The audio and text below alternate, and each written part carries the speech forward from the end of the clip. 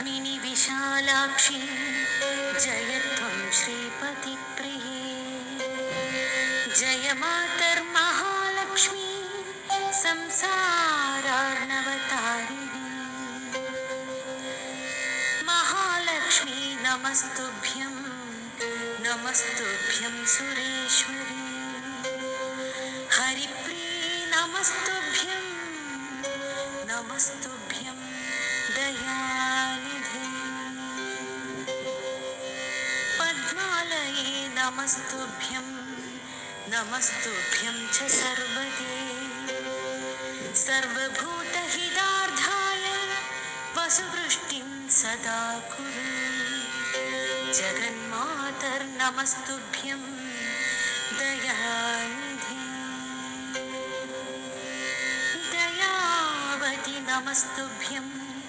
विश्वेश्वरि नमोऽस्तुते नमः श्रीरार्णवनुते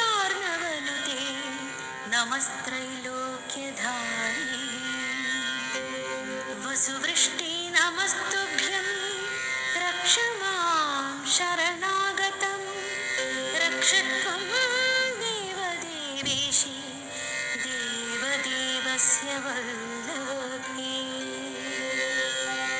दरिद्र्यं त्राहि मां लक्ष्मी कृपा कुरु ममोपरि नमोस्त्रैलोक्यजननी नमस्त्रैलोक्यवासिनी ब्रह्मादयो नमस्ते त्वां जगदानन्ददायिनी विष्णुप्रिये नमस्तुभ्यं नमस्तुभ्यं जगद्धिते अर्तिहस्ति नमस्तुभ्यं समृद्धिं कुरु मे सदा अब्जवासी नमस्तुभ्यं ललितायै नमो नमः चञ्चलायै नमस्तुभ्यं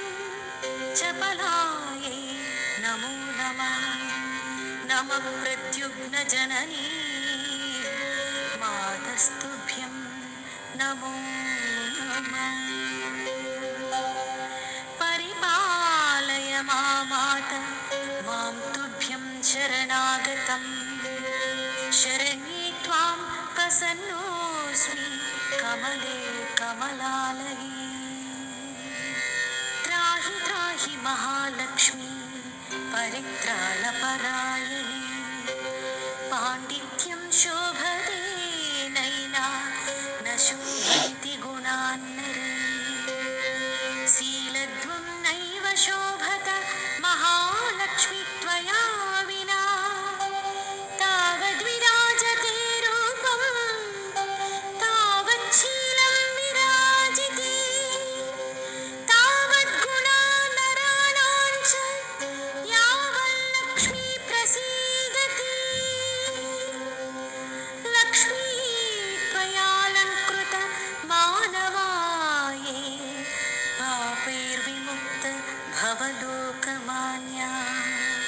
गुणैर्विहीना गुणीनो भवन्ति दुःशीलन शीलवतां वरिष्ठा लक्ष्मीर्भूषयते रूपं लक्ष्मीर्भूषयते कुलं लक्ष्मीर्भूषयते विद्यां सर्वा लक्ष्मीर्विशिष्यते लक्ष्मी त्वद्गुणकीर्तनेन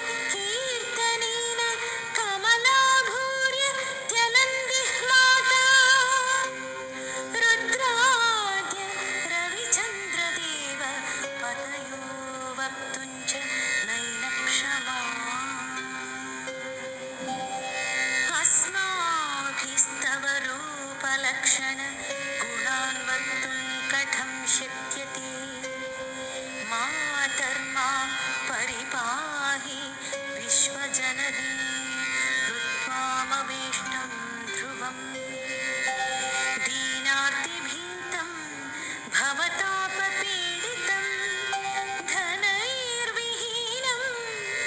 तव पार्श्वमागतं कृपानिधि त्वां महालक्ष्मी सत्वरं नायकं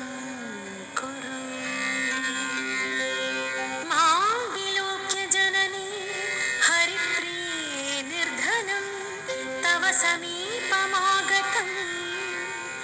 देहि मे झुडितलक्ष्मी कराग्रं वस्त्रकाञ्चनं वरान्नमद्भुतम्। त्वमेव जननी लक्ष्मी पिता लक्ष्मी त्वमेव च भ्रातृत्वं च सभालक्ष्मी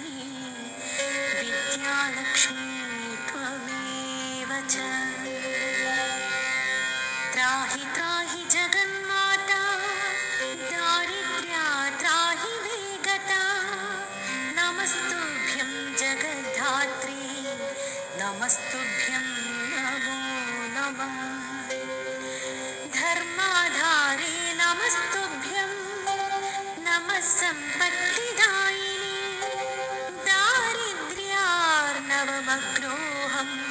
विमग्नोऽहं रसातले। मद्यन्तं मां करे धृत्वा दूर्धरत्वं रमे द्रुतं किल लक्ष्मी बहुनोक्तेन जल्सितेन पुनः पुनः। अनन्ये शरणं नास्ति सत्यं सत्यं हरिप्रिये एतच्छ्रुत्वागस्त्यवाक्यं हृष्यमाणा हरिप्रिया उवाच मधुरावाणीं तुष्टाहं तव सर्वदा। श्रीलक्ष्मी उवाच यत्त्वयोक्तमिदं स्तोत्रं यः पठिष्यति मानवः